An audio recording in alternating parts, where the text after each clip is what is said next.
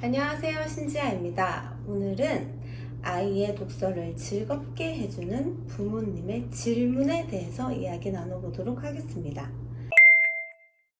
첫 번째, 질문을 꼭 해야 한다는 생각을 버리세요. 질문을 알려준다고 해서 들어왔는데 첫 번째로 질문을 꼭 해야 한다는 생각을 버리라니 당황스러우시죠? 부모님들은 아이들과 책을 읽고 난 후에 꼭 질문을 통해서 아이가 책 내용을 잘 이해했는지를 확인하고 싶어 하세요. 그러다 보면 부모님들이 하는 질문은 대부분 내용 확인에 관한 것이 되지요. 예를 들어서 주인공을 도와준 동물은 누구였지? 주인공이 왜 울었지? 일이 일어났던 순서대로 한번 이야기해볼까?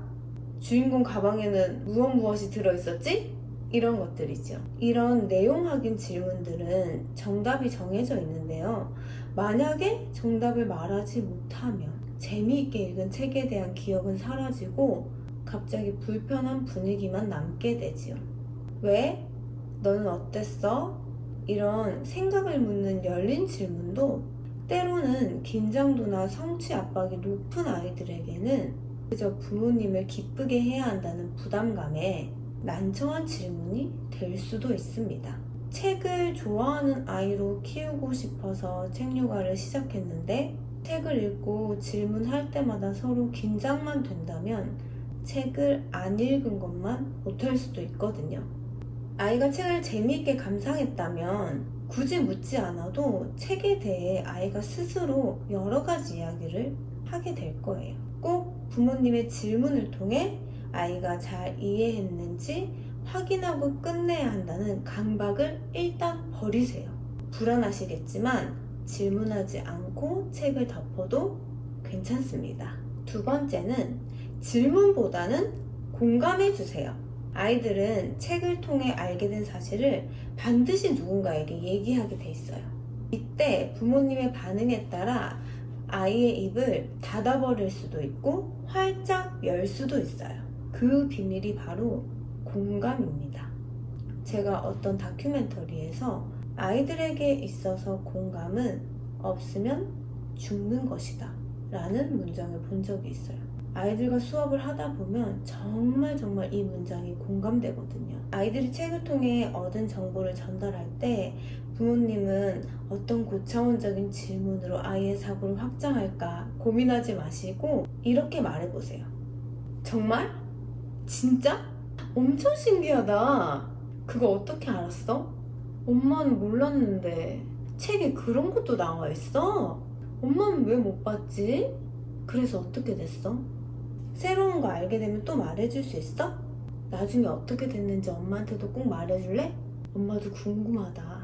방금 제가 보여드렸던 반응에 진심을 담아서 아이들에게 해보세요. 그럼 부모님의 태도를 매우 반가워할 거예요.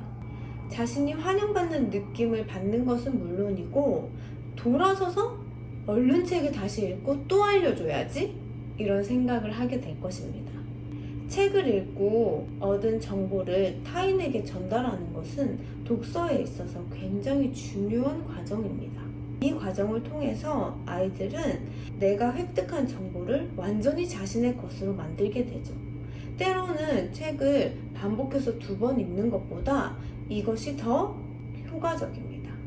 그러니 책을 좋아하는 아이로 만들고 싶은 부모님들은 한 손에 책을 들고 엄마에게 이런저런 이야기를 하러 오는 아이들을 외면하지 마시고 따뜻하게 반응해주세요. 세 번째로, 만약에 질문을 한다면 이렇게 해보세요. 정답이 있는 질문을 하고 싶으실 때는 아이가 책을 반복적으로 충분히 읽었을 때 퀴즈처럼 게임처럼 재미있게 해보시면 됩니다. 아이가 책 내용을 잘 이해하면서 읽고 있는지를 확인하는 것도 굉장히 중요하기 때문에 모든 책을 읽을 때마다 그렇게 하실 필요는 없지만 아이가 연령 대비 난이도가 조금 높은 책을 읽는다거나 아니면 책을 너무 빨리 읽어서 대충 본다는 느낌이 들 때 해보시면 좋습니다.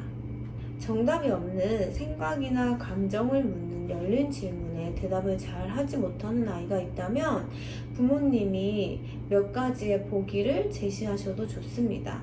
예를 들어서 감정을 묻는 질문을 하고 싶으실 때 1번 짜증난다, 2번 화가 난다, 3번 부끄러웠다, 4번 미웠다. 이 중에서 너가 느낀 감정이랑 가장 비슷한 건 뭐야? 라고 물어보시면 아마 아이가 이야기를 시작하기 쉬울 것입니다. 그리고 부모님이 느낀 소감도 간단하게 이야기해 주시면 좋습니다. 다만 나의 대답으로 아이를 가르치려고 하는 마음은 쏙 접어두시고 아주 간단하게만 나눠주시면 좋을 것 같습니다.